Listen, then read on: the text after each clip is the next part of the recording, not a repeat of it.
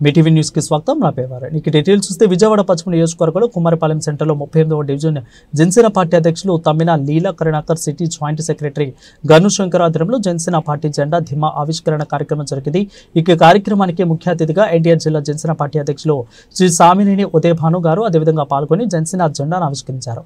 అనంతరం ఈ నెల 14వ తేదీన జరగబోయే పార్టీ ఆవిర్భావ దినోత్సవానికి సంబంధించిన పోస్టును ఆవిష్కరించి స్థానికులకు మజ్జిగ పంపిణీ కార్యక్రమంలో పాల్గొన్నారు. ఈ కార్యక్రమంలో భాగంగా జనసేన పార్టీ విజయవాడ పశ్చిమ నియోజకవర్గం రంజిత్ కుమార్ పార్టీ ఆవిర్భావ సభ కోసం 25,000 రూపాయల విరాళాన్ని ఉదయభాను గారికి అందించారు.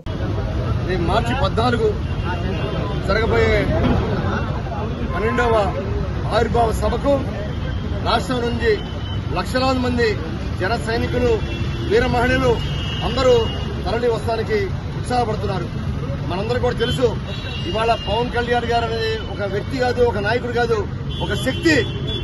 పవన్ కళ్యాణ్ గారి నాయకత్వంలో ఇవాళ ప్రజలందరూ కూడా ఆయన వైపు చూస్తూ ఉన్నారు. రాష్ట్రమే కాదు, దేశం నాయకులు కూడా, ప్రత్యేక ప్రధానమంత్రి నరేంద్ర మోడీ కూడా ఇవాళ పవన్ కళ్యాణ్ గారి నాయకత్వాన్ని మెచ్చుకుంటా ఉన్నారు.